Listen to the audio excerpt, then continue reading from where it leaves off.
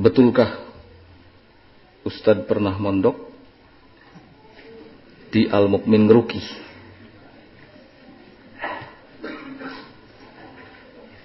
Bukankah di sana dikaji Sahih Muslim kitab Tauhid? Lalu kenapa ada yang menyatakan bahwa mereka Khawarij? Nah,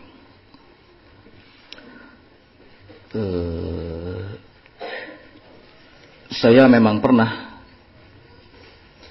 sekolah di sana tahun 94 atau 95 saya keluar. Tapi alhamdulillah tidak sampai lulus.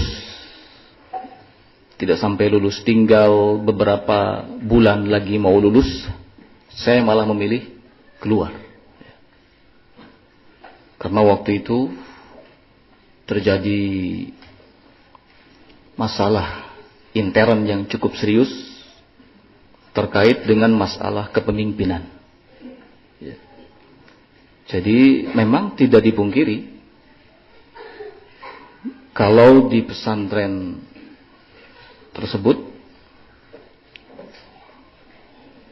diajarkan faham, keyakinan tentang wajibnya memiliki imam, berbaiat, ya, hijrah, jihad. Nah, bahkan semangat dalam hal pengkafiran, mengkafirkan pemerintah.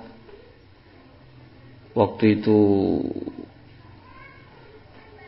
kalau tidak salah masih Presiden Soeharto, ya. Presiden Soeharto itu dibilang Qarun, Fir'aun, ya. Na'udzubillah. Ini faham-faham Khawarij. Dan tidak dipungkiri juga di pesantren tersebut dipelajari kitab Tauhid. Usul Salasah kita belajar. Ya. Tapi kitab Usul Salasah ini tidak diajarkan secara terbuka. Kalau tidak salah istilahnya itu MT1 atau MTI gitu. Ada jenjangnya. Memang tidak semua siswa yang belajar di Ngeruki itu dibina betul untuk menjadi mujahid-mujahid fisabilillah dalam istilah mereka. Ya. Karenanya ada memang kajian-kajian khusus, halakoh-halakoh khusus, ya. Pembinaan-pembinaan khusus di sana. Kita sudah mengenal kitab Akidah Tahawiyah, ya, sudah tahu. Kitab Tauhid Fathul Majid apa sudah tahu. Kitab-kitab Syekh Al-Albani tahu. Syekh Saleh Fauzan, Syekh bin Baz tahu. Tapi kita tidak pernah mengenal siapa mereka. Kita tidak pernah dikenalkan dengan para ulama itu yang selalu disampaikan kepada kita adalah tokoh-tokoh pejuang-pejuang Afghanistan, ya. Atau tokoh-tokoh Ikhwanul Muslimin, Hasan al-Banna, Sayyid Qutb, ya. Dan tokoh-tokoh lainnya lah dari kalangan Ikhwanul Muslimin ataupun tokoh-tokoh Khawarij lainnya. Itu yang dikenalkan kepada kita dan itu yang disampaikan kepada kita sebagai pejuang Islam. Adapun Syekh Albani, Syekh bin Baz, Syekh Fauzan sama sekali tidak disentuh, sama sekali tidak disinggung. Ya. Diajarkan kitab Tauhid, kita faham tentang kesyirikan, faham tentang kebid'ahan. Ya.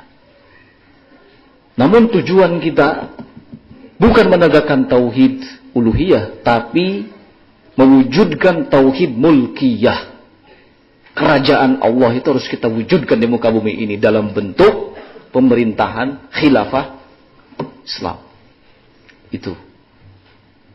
Maka tauhid itu bukan hanya tauhid rububiyah, uluhiyah, asma sifat, tapi ada satu tauhid lagi, yaitu tauhid mulkiyah. Faham-faham Khawarij. Ya. Menyebut aparat maaf polisi, tentara sebagai togut itu sudah biasa. Ya. Karena memang itulah yang ditanamkan kepada kita, doktrin-doktrin. Ya. Nah, jadi satu hal yang tidak diingkari kalau pesantren tersebut mengajarkan paham Khawarij. Bahkan beberapa pelaku peristiwa bom yang terjadi di negeri kita, sebagiannya adalah orang-orang keluaran dari sana. Ya. Bom Kuningan, bom Bali, terus nah itu, ya. Susah nyebutnya apa? Itu, ya. Itu sebagian pelakunya adalah orang-orang jebolan sana. Mungkin pernah dengar ada namanya Asmar Latinsani, ya. Sampai hancur tubuhnya, badannya. Itu keluaran ngeruki. Ya. Setelah keluar dari sana pun, ya, murid-muridnya itu masih kuat menjalin hubungannya. Alhamdulillah, saya pribadi diberikan taufik oleh Allah Subhanahu wa taala, ya, untuk bisa selamat dari pemahaman yang seperti itu. Dan mudah-mudahan Allah Subhanahu wa taala tetap memberikan keistiqomahan untuk berada di atas sunnah.